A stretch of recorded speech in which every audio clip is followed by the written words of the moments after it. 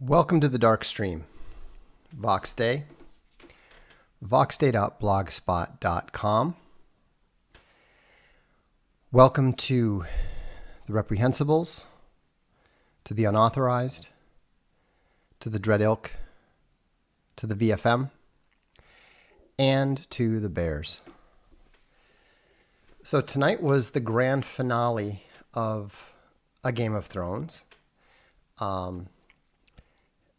And I have to say that very much to my surprise, given how bad the entire season has been, I was actually favorably impressed by the final episode and by the way the whole epic video saga was brought to a close. The cinematography was excellent. The image that is there on the cover right here of Drogon with his wings spread behind Dany, making her appear to be some sort of a demon or a devil, was one of the most striking images of the entire series. It was really good.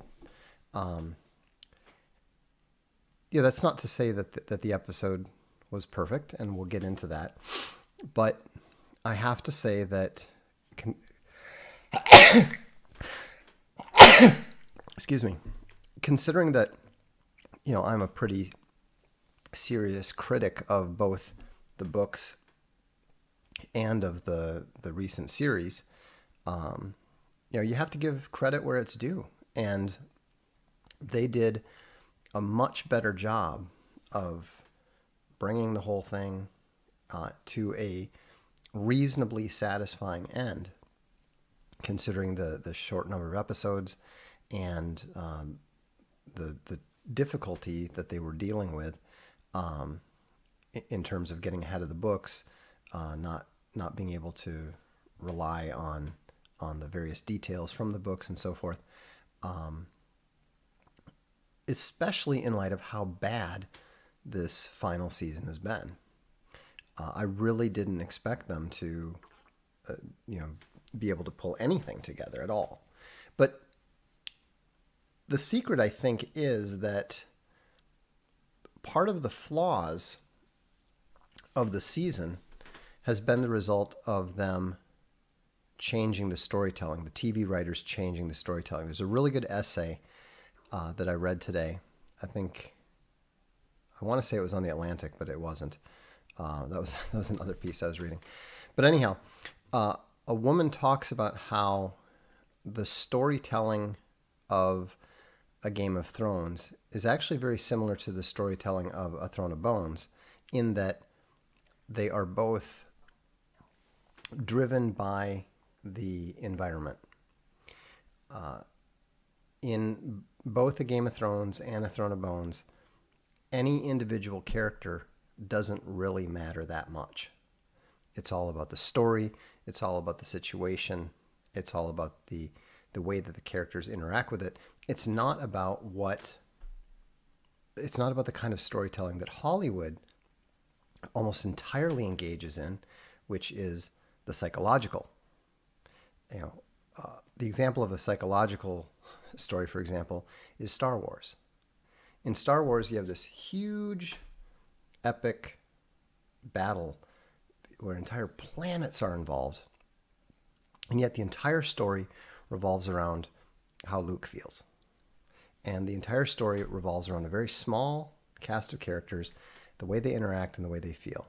It's psychological storytelling. And the problem that this writer identified correctly, I think, is that through most of the series, when the stories were based on the books, all of the characters were essentially expendable. There was very little, if any, psychological storytelling. The stories were not based on the way that the characters felt and on their decisions and so forth. It was on the ramifications of the characters' decisions in the context of the events taking place. Our focus was on the events. But once the HBO series got ahead of the books, then the Hollywood writers had to write their own version of it. And they did what they always do. They went to the psychological storytelling, and suddenly it ceased to be about the rival between the houses, the rival between the families, and suddenly it's, this time it's personal for Danny. And that's why it was so disastrous, because that wasn't what people were in for. That wasn't what the storyline was supposed to be. That wasn't what the story was supposed to be about.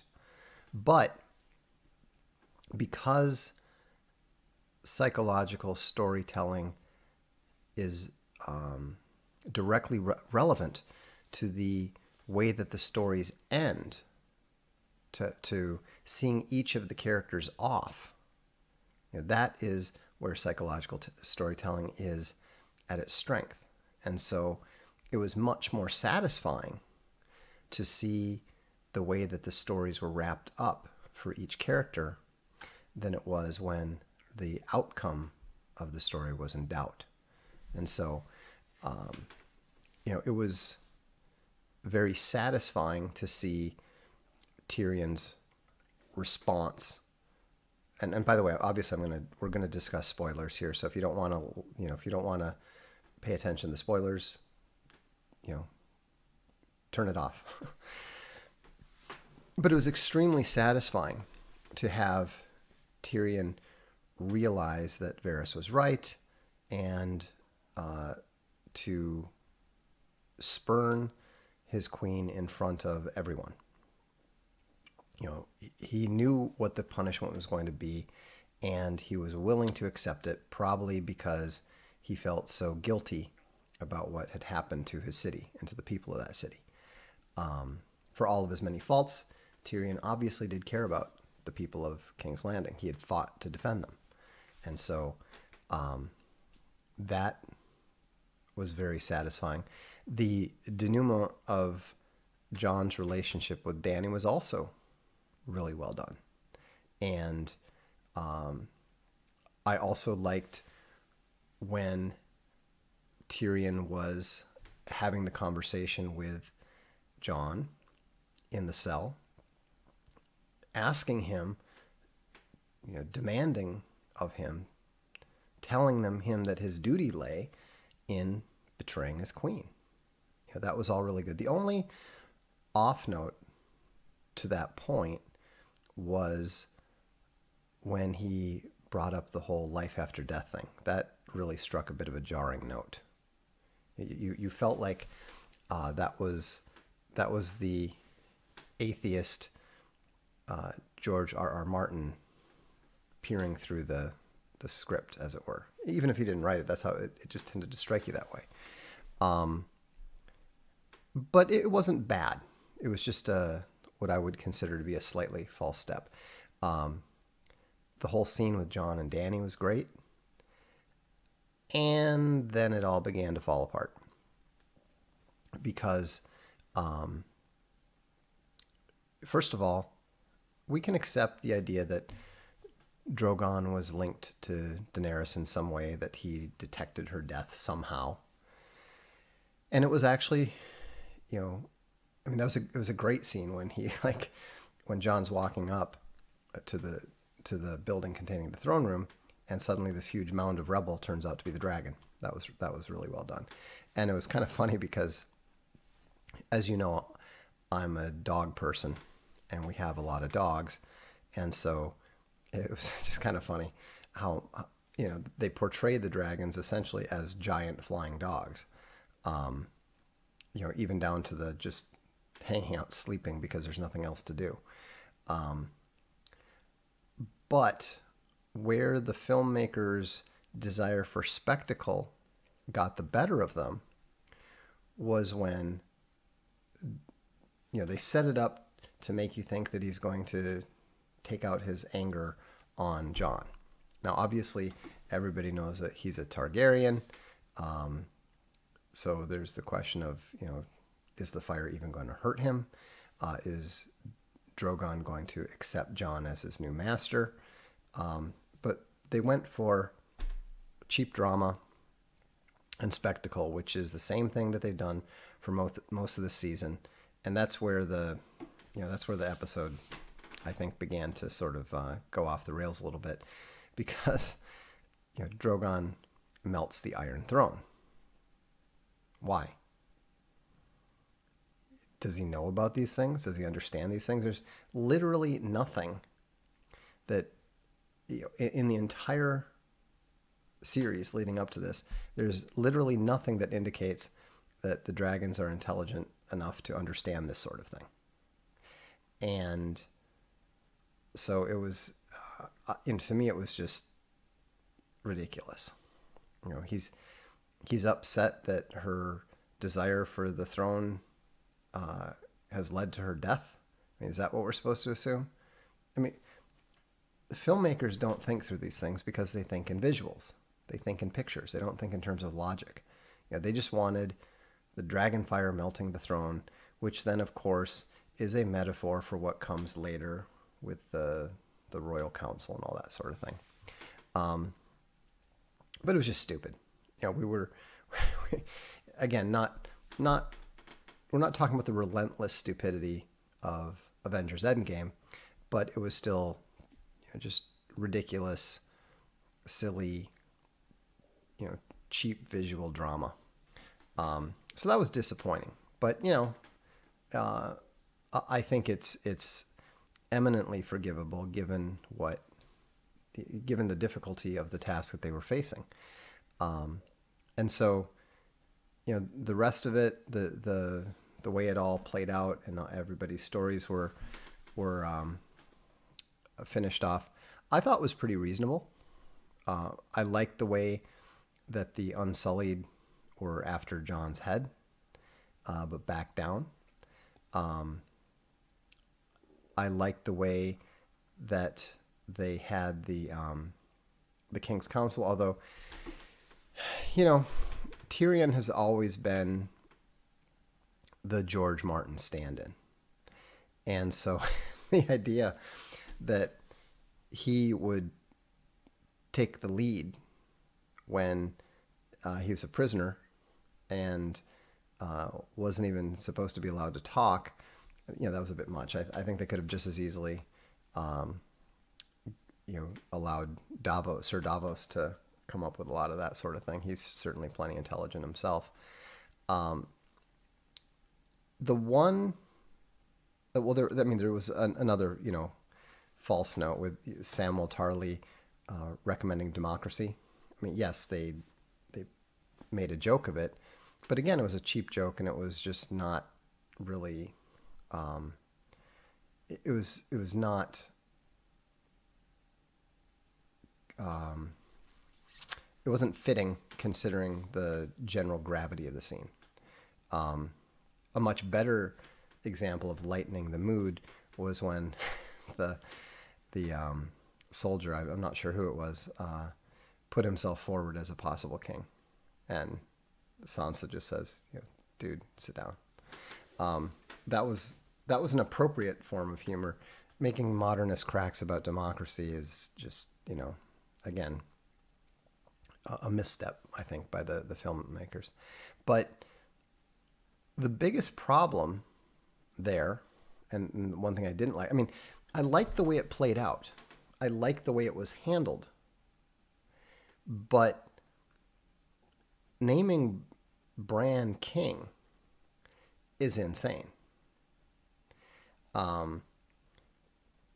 Unless he's going to live 1,000 years or whatever, like the previous three-eyed raven, he can't have children. So that means that as soon as he dies, they're not going to have a peaceful council of people getting together to talk about who should be the next king. They're going to have yet another war for whatever the successor to the Iron Throne is called. One of the biggest tragedies that can befall any kingdom is not even to not have sons, but to have underage sons that allow the powerful to come in and usurp them.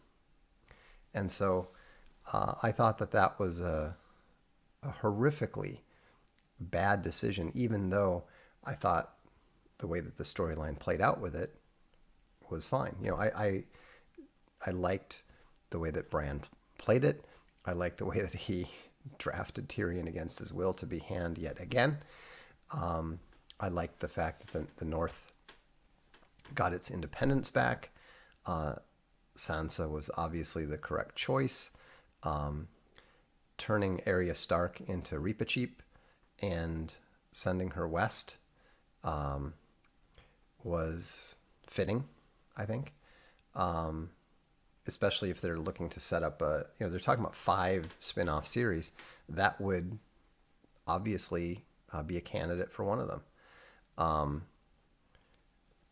And of course, it was very satisfying to have Jon go back to the North, reunite with his dire wolf, and return to where the entire series started, in the woods north of the Wall.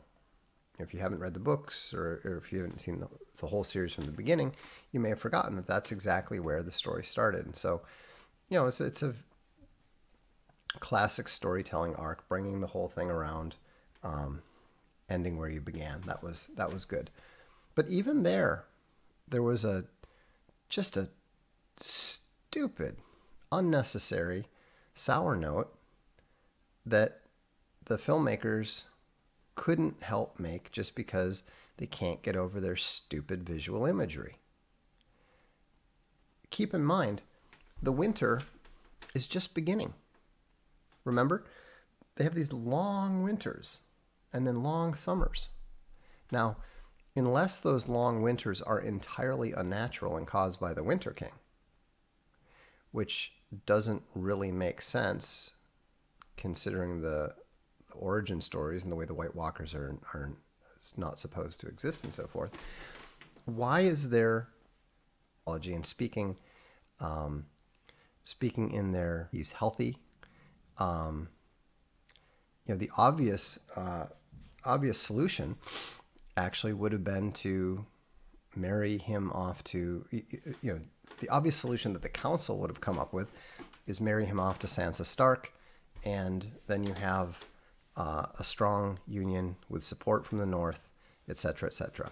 Now, where they could have had interesting conflict and arranged for the final settlement is for Sansa to refuse to marry him and insist on the North being independent and so forth. There you could have had your little bit of drama that needed to be settled. And I don't know, they could produce a Princess of Dorne or something, or even, or actually something that would have been very satisfying for a lot of people is if he convinced Arya Stark to marry him, and in order to bring peace to the kingdoms and so forth. Sansa could rule in the North. That's probably the way that I would have written the ending.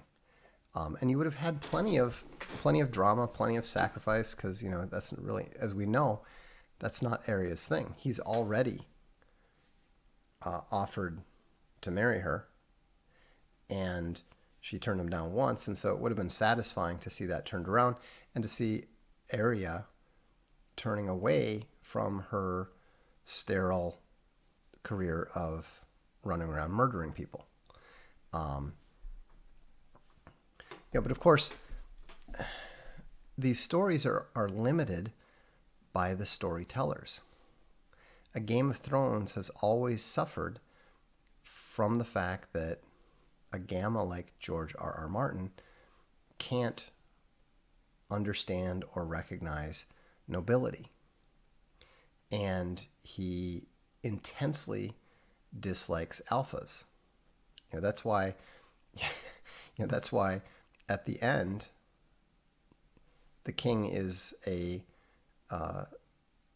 broken, sterile man who isn't an alpha and has no sexual appeal and isn't frightening to all the gammas like George Martin. I mean, the only thing that surprised me about the whole thing is that Martin didn't find a way to make Tyrion king. Because that, how is Tyrion? I mean, Tyrion is actually more physically capable than Bran. And so, but we are who we are. The authors are who they are, and so it's not shocking to me that the story got played out that way. The whenever you've got a Gamma writing things, you can almost always be certain that whoever is going to win, it isn't going to be the rightful alpha. They'll always find a way to somehow replace them with the lower status man or a woman. And so that's why I thought it was so interesting that what did we end up with? A kid in a wheelchair and a woman end up ruling the whole thing. So that was it's interesting how often a good understanding of the sociosexual that was actually pretty positive. And what was the other thing I was going to mention?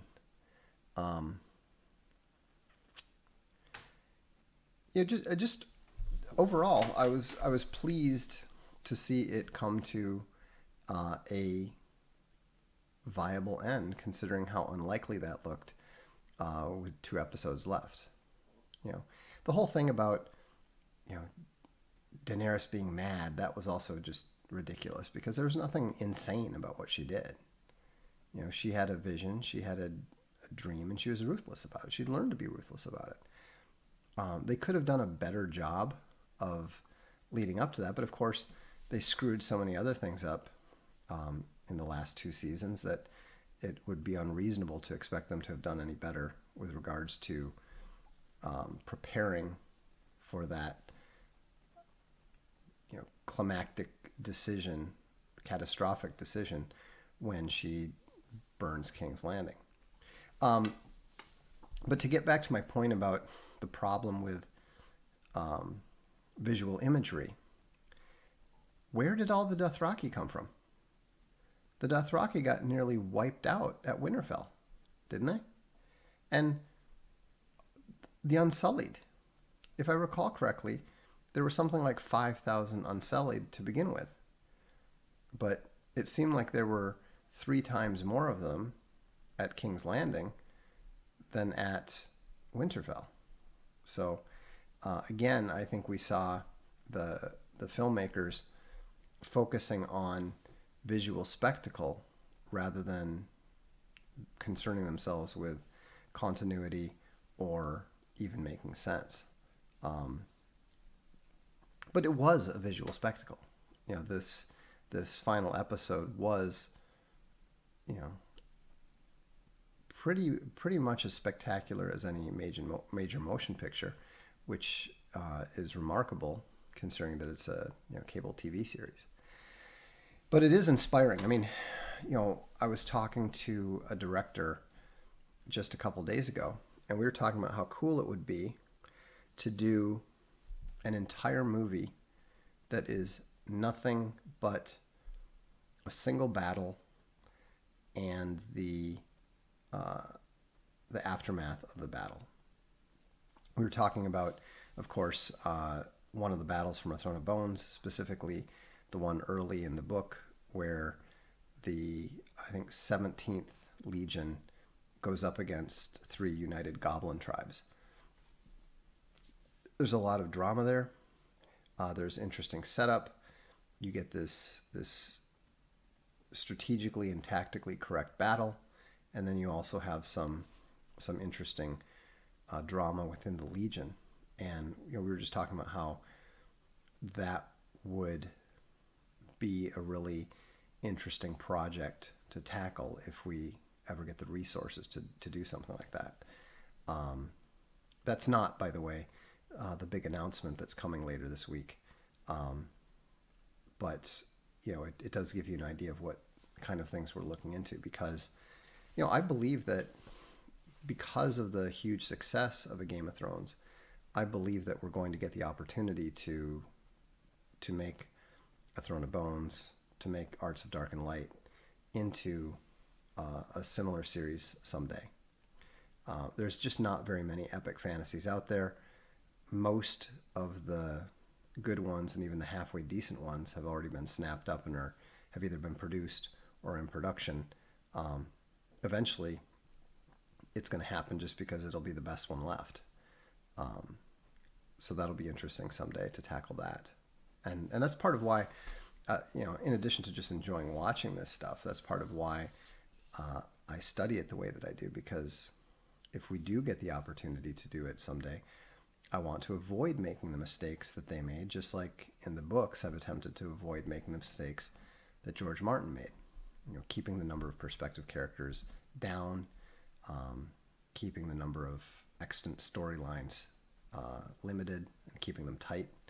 I mean, it's a real challenge. That's a reason why so few people write epic fantasies or epic science fiction and instead do serial stuff, because it's so much easier.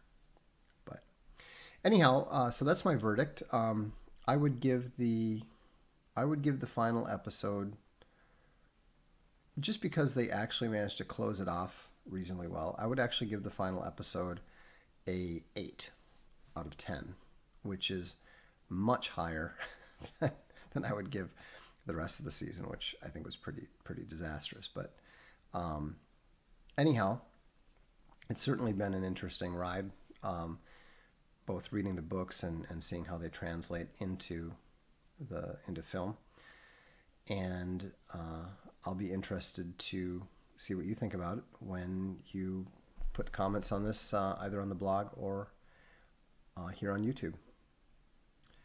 So have a good evening. This is the Darkstream. I'm Bob.